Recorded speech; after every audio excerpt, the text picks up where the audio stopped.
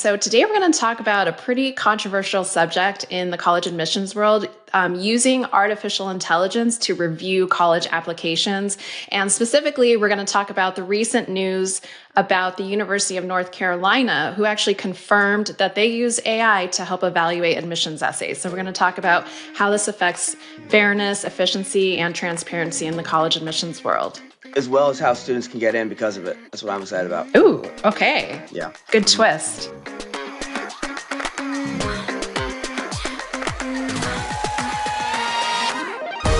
Okay, so UNC partnered with a company and they're using this AI technology called Project Essay Grade Engine, or PEG. So basically, the engine doesn't actually read the essays how humans do.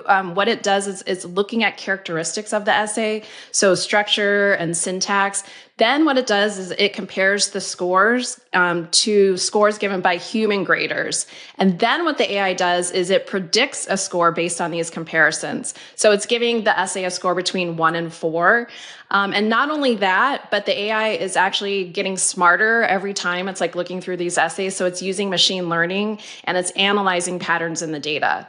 So just first, what do you think about this? Because I think we haven't really seen a university come out and confirm this. So what are your thoughts?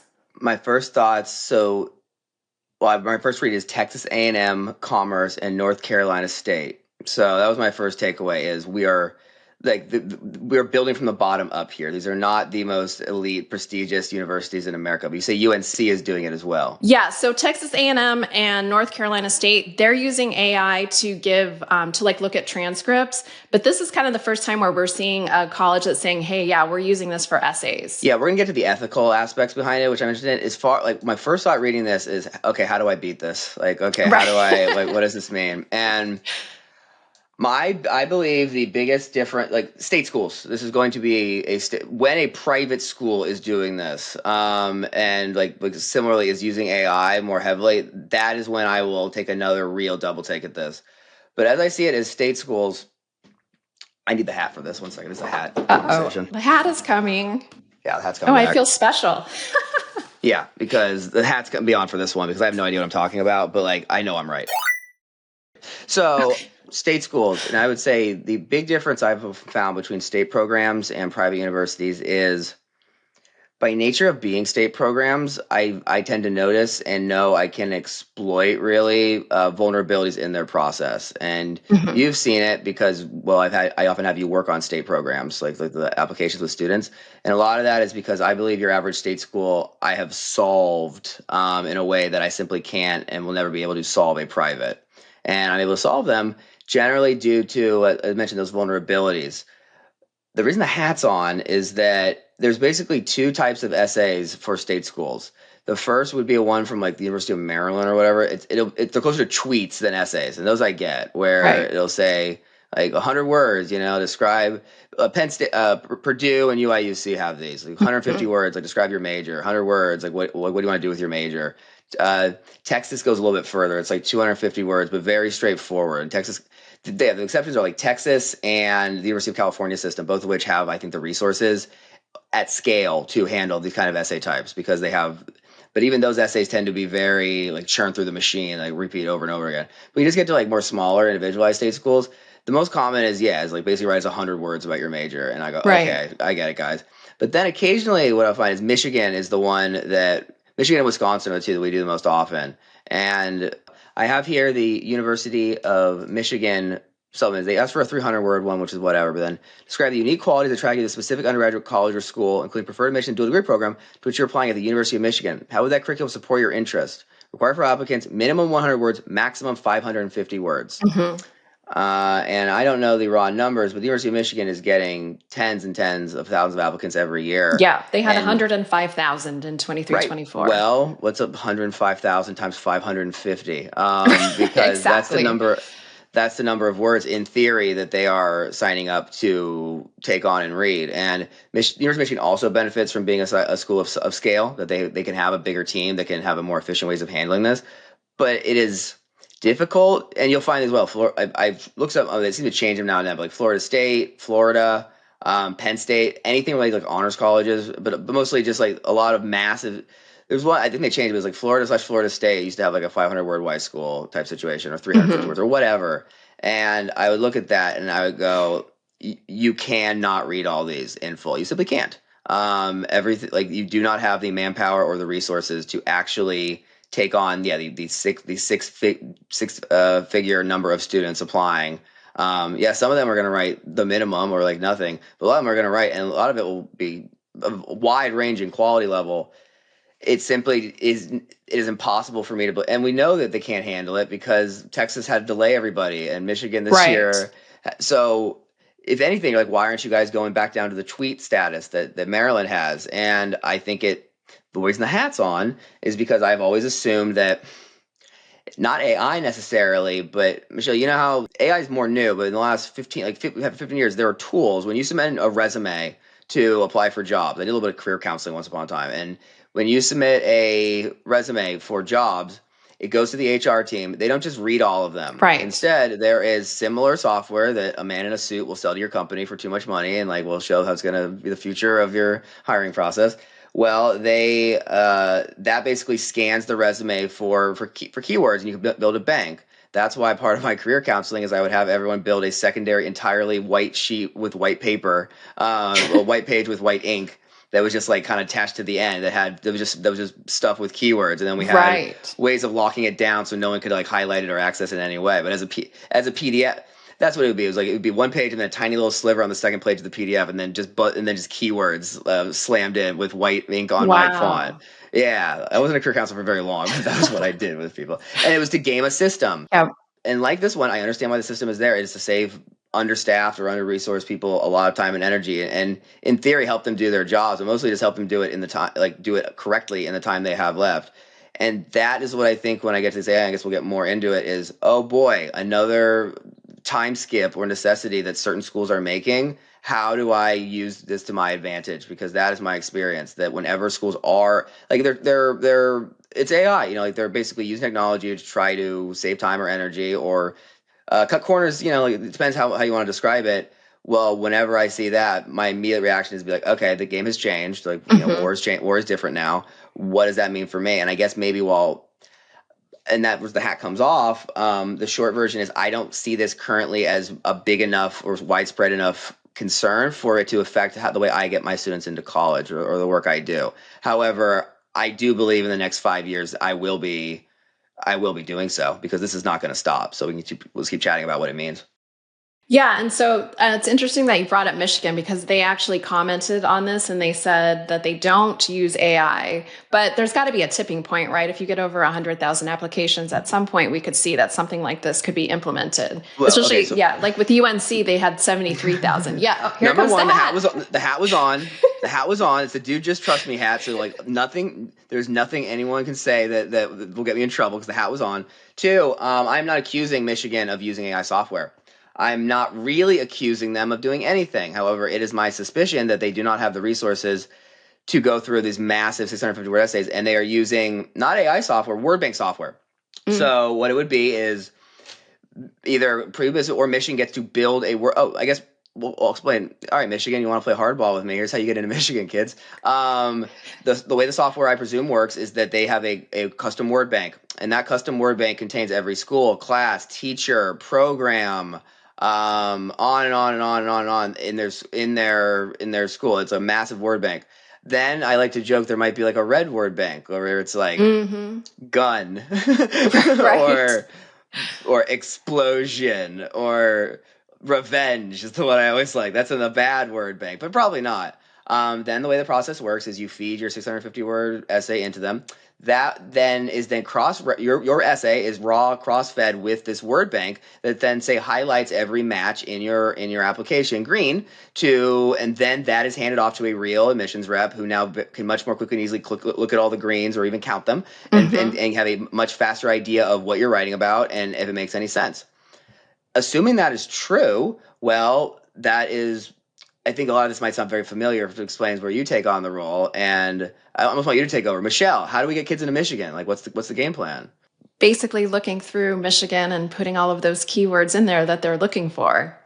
Yeah, we design around exploiting that, because even if it's not AI software, I know that it's just a guy with a Sharpie.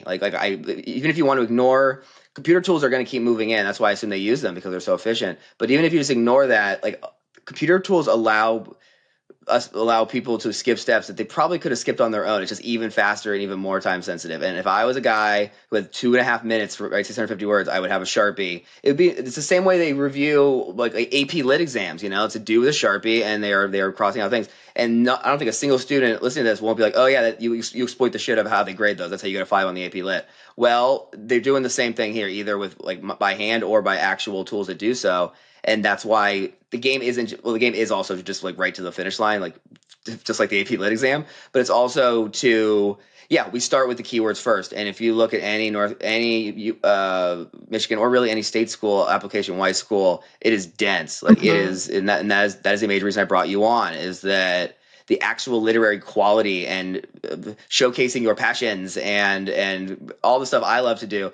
I don't think it's very important. I think it's about dumping as many word bank friendly words. That's also why Michigan, they're very clear, and a lot of these schools will be with the state schools, is qualities that attract you to the specific undergraduate college or school to which you're applying to the University of Michigan. And like, if you want a real news you can use, students, like 600 words plus should be about your major at that school. And it should be about clubs, classes, right, professors, because anything about the sports teams or cultures or what you want to do there outside your major, don't do that, because I believe there's a lot of students who don't get into Michigan because, well, either that's not specifically what they asked for, and like they're like, hey, where's the major? Or their word bank is only built around the major system. So, and if you're applying math, the word bank is built to match you with math stuff, and they have nothing about the football team in their word bank. Right. So if you do an entire paragraph about how you want to root on the Wolverines, that will be a giant empty paragraph, and it'll be like you didn't write anything. Ooh, yeah, that's a good point. Wait, hold on.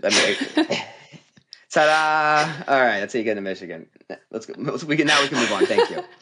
Okay, so there's different types of AI. So I think the why this one feels like so relevant is because we know it's being used for essays.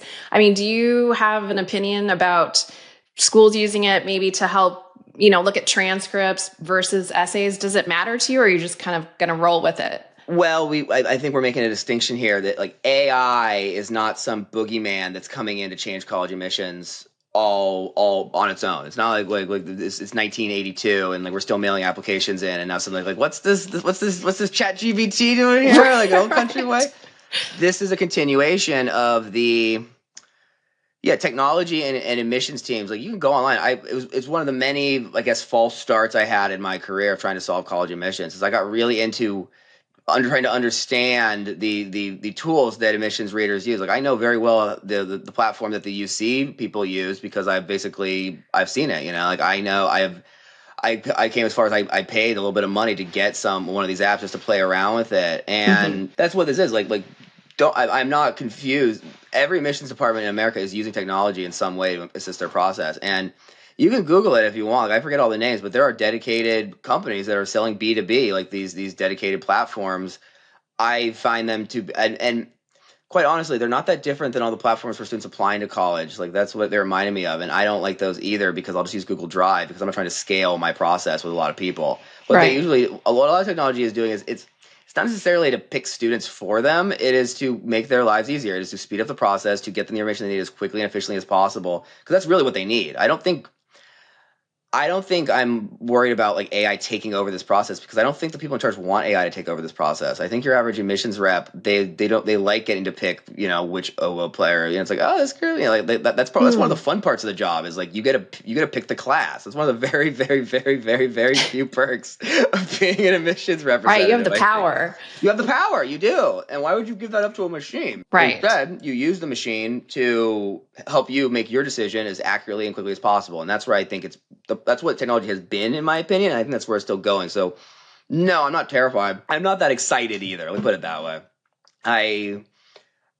Whenever we talk about AI, we had an episode about AI earlier on. We were doing shows, and like a lot of that's already outdated. There's now DeepSeek, and like, that's true. And I knew that at the time. This is our second AI episode in a half year, and I bet we could do a different. This is an evolving field, so I guess now we're getting more into the theoretical or like ethical aspects of it. And I think my general hard line will be I'm binoculars in a rifle. I'm still My thought's still the same thing. I just worry about at some point, for some reason, these admissions firms be like, this stuff is powerful. We need to change a lot of things because, like, we know how. I'm worried that by using it, they'll actually realize how powerful this stuff is and how it's completely changed this process from the inside out in ways that they have really been trying to stick their head in the sand and ignore. That Mhm. I have also been sticking my head in the sand and trying to ignore, but probably to a lesser degree. Yeah, we move on to the next question. What's your opinion if it's used like to read personal statements? Can you run back what this new UNC technology is doing? Yeah. So basically, so it's not like reading it, it's looking at structure and syntax. Then it's looking at the scores that the human graders gave before, and then it comes up with its own kind of predictive score. So it's giving a score between 1 and 4. Yeah, what it reminds me of is these schools are desperate. They are desperate to basically quantify the essay format or like because they have their rubric and a lot of it's very easy, especially when you're training someone new. It's like, okay, their test scores mean this. Test optional took a couple years, but that means like a lot of this process is quantifiable that or like like there's a rubric that's very difficult. Like, that's why once upon a time with extracurriculars, international achievement was like, you're talking about technology. Like I paid for like a way outdated software that would like rank the value of extracurriculars the way admissions officers do. And reading it made me realize like just how impossible this task actually is because like the criteria of what they were trying to do was both kind of silly and also gameable. Like it was basically the value or like the scope. It was like an international achievement of helping was better than national. And I'm Oh, looking at right. this trying to like, oh, okay, so that's what I teach my kids how to do. It's like, so this is both useless and also solvable at the same time. Mhm. Reminds me of is remember the Harvard lawsuit with like the personality score. Mhm. That is a similar like you could absolutely have AI like give a personality score to applications. Like you could do it like Ooh, that's true. Yeah. that is the last big attempt to quantify and well, that was I don't know how well it worked, but it got them sued and became a national news story. Yeah. Now they're trying to use it on a predictive score. So yeah, predictive score of 1 before like how good they think the essay is. The predictive score between 1 and 4, like what is that grading exactly? I guess of how good the syntax, and so it's not like the content, but the grammar and the syntax. I guess what I'm wondering is, wouldn't you be reading for that anyway when you're reading the essay? So, Yeah, I think this is again just to speed up time for someone. And quite honestly, I think it's much more notable if you get a 1 than if you get a 4. okay. Because if an admissions reader sees a 1 spit out by this machine, which imply they know what a 1 means, they don't have to read that application. They just save themselves 6 minutes and move on to the next one. Ooh, That's where okay. that's how about maybe like I'm not sure that like how I would use the software. That almost seems like more Okay. practical. It's like what I would do with this. Like, okay, well, if it gives me a 1, I'm going to put this in the trash immediately because I trust the software. Once I trust the software, it's like this is not. Okay. Assuming I'm an admissions reader or officer at an elite university, if anything that gets a 1 on, I don't believe I should look at it any with real criteria unless there's a good reason otherwise. Okay, that's what I was going to ask you. Like, how are they using the score? So it's not like the 4 isn't like automatic admission. No, absolutely not. There's not a chance in hell that they're going to. There is much more a system of.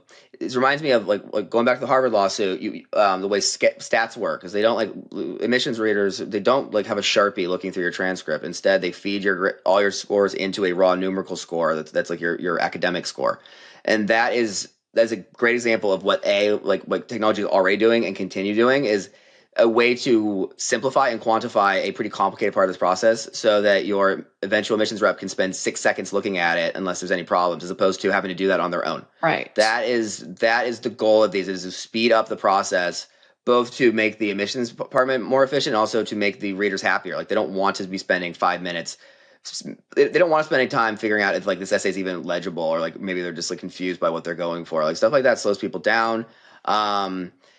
But yeah, like the expectation, if I was working at an elite school, yeah, A4 would like my students will be getting 4s on the syntax and grammar. So I'm not Right. worried about the AI bot filtering my students out because the stuff's not good enough. And where this is all going to falter though is, well, the reason like the personality score is so interesting to me is at the end of the day, a human is making a judgment call here in these applications. And it goes back to my views as a writer. And I'm not crazy. It's like I really know what I'm talking about is that a lot of the reason my students do well and certainly do well in this process is it's difficult to assign a numerical grade or a list of great reasons why a piece of writing impacts you. Like the idea of making a connection. We talk about making emotional connections with your admissions reader, and that is directly opposed to the idea of here's how you get a 4 on the AI scorecard. And even if you do, that little tiny thing inside them when they read an application and they go, I like this kid. I want to Yeah. the robots will never be able to feel that. They will never be able to do that. And much in the same way as I simply do not believe that AI software is ever quite going to reach what great writing really is. I don't think it is ever going to understand great writing because, well, I'm getting so pretentious. Great writing involves an emotional component that, by definition, the robots can't figure out.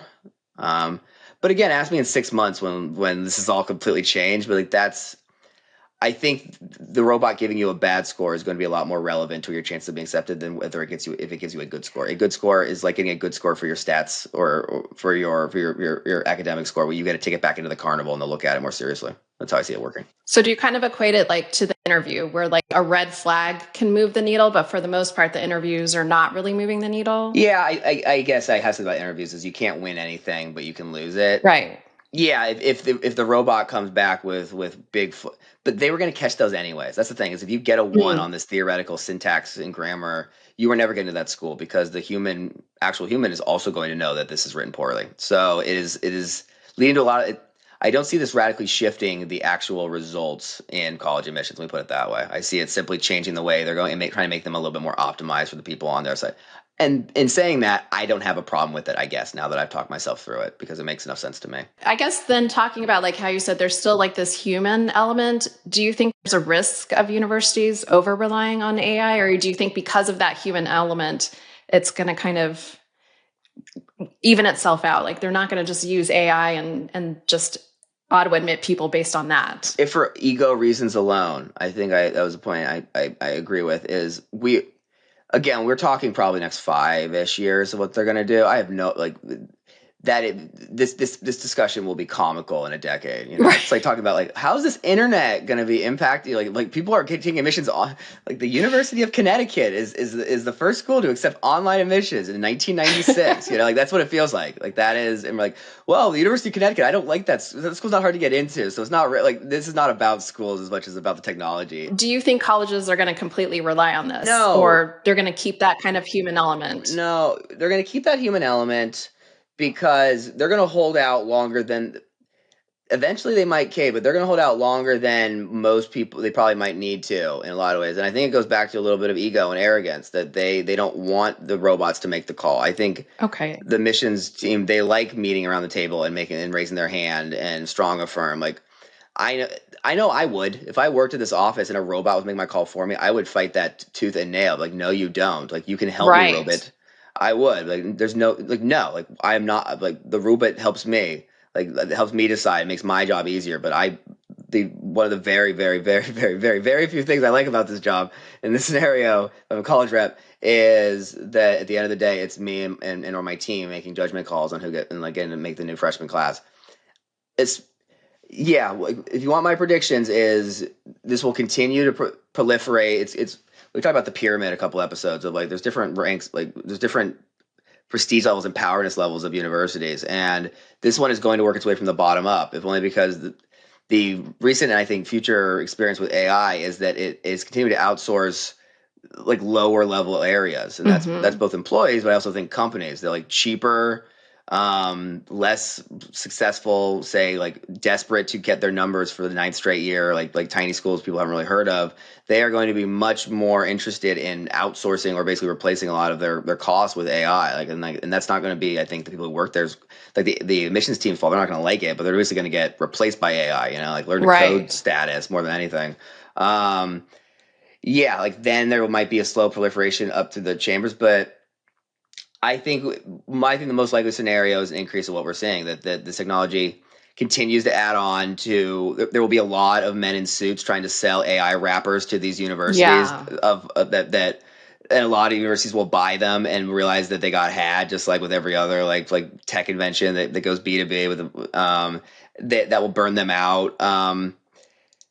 But this doesn't end with us in 10 years being like, can't believe that was a thing. Like, no, like this is going to evolve. I do think these are the very like yeah, if this is what's happening currently, that like two like very small state schools and then another bigger state school are admitting to using it in this way. None of this is shocking to me, and I think it like this is not canary in a coal mine here. Like Yeah. this is not that Stanford is admitting that they're like laying off 2/3 of their admissions team. You know, like there will be if and when another news story comes that changes my perspective. It's yeah, like this story is developing, but we're not that far into it. Certainly not enough for me to really lose sleep over it, and certainly not enough for me to change anything about how I get students into schools, particularly for state schools, which I already was gaming because of like they already were relying on technology. And do you think that colleges should be transparent about the AI that they're using? Because most, like in our episode where we talked about students using it, when we looked at colleges, most of them were saying you should not be using ChatGPT or any AI in your essays. But we don't know really unless the colleges tell us what they're using. I mean, the whole process isn't very transparent anyway, but Well, then you have teacher recs, letter recommendations. They're all ChatGPT now. that's a good point. Oh yeah, like that's where I actually see it. Like you want to know like it's not worth its own episode, but you want like that is where ChatGPT is. I've had students, their own parents, like wrote. It was one of those base things I've ever heard. There was a certain girl whose dad's like, I asked him to write me something. And he just used. It was like a brag sheet or like why is your daughter special essay? And he's ChatGPT like Oh my God. based in Dadfield all the way. Yeah, I will always like admissions teams to be open and consider. I think I remember Duke came out and said they weren't regarding like the quality of the essay. Was about time because of AI stuff.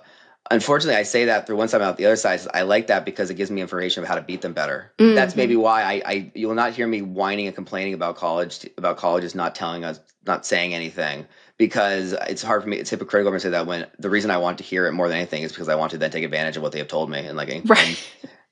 or deeply analyze it and either like scrape for parts whatever I can use, and then the rest like talk about it on my podcast, make myself seem smart. Like that's the real value of me, not to be like, finally I better understand Duke admissions, I'm so happy to be connected to, like I don't care, like I want to get the kids in. Yeah, this is the second straight AI podcast that is ending with like wait and see. No, the world has not changed yet. Yes, there is this massive powerful new technology that is slowly integrating itself into every facet one way or another of this process.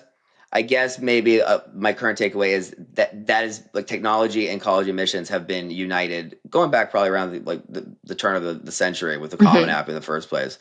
This is a very powerful and important one, but if anything, it just seems to be taking on a lot of the roles or speeding up stuff that schools have already been playing around with. That would be my one. If you want to learn more, is like just search like college admissions platform, right? Or Google stuff like search college admissions office, like assistance platform is what you probably do, and you will find these direct to business companies that are basically giant portals that have like a lot of the same technology equipped, and some of them are from 10, 15 years ago. So this is not. None about this is shocking me. Like we're in a brave new world. It's just a much smarter, more evolved version of it. So for now, like your essay strategy with your students, you're just going to kind of keep it the same. Yeah, I will keep doing it quite honestly until it stops working.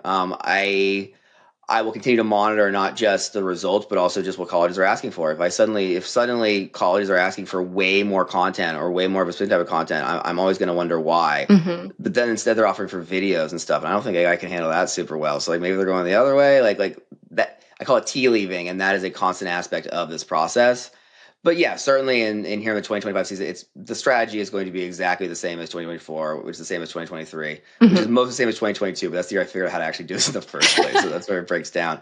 Barring any unforeseen changes, my guess I will be doing a very similar strategy at least for the next 5 years, and then ask me then, because that may be time for me to make some switches or I will have already. But that's kind of as I see the timeline. So for students that don't have a Mattie, what tips do you have for them as far as like understanding how AI and college applications are working, and what should they do in their college applications? Understand that for privates, you should, like there is no game. Like I don't know how to game the privates in quite the same way. State schools, particularly big state schools around for California, you spam your Y school with as many names, clubs, experiences as you possibly can. And understanding that what you're really trying to do is manipulate their AI or just word bank tool that spits out like a raw, that converts it into like a raw how good a student you would be. That is especially the University of Michigan. There you go. That's my advice for how to handle this process. So AI and stay tuned. Go ahead. No, I was going to say AI is coming for us, but not today. So this is something we'll have to revisit again and again. And again. And Yep. again. Thank you, Michelle. Thank you. Bye-bye. I am now taking on students for the 2025-26 college admissions season. If you are a current junior who's looking for help specifically with their college application and essays, you should check out my website. It's collegewithmattie.com, and there you can see my services, my blog with other written posts, as well as book out a free consultation where you get a chance to chat with me and see how I might be able to help. Looking forward to meeting with you.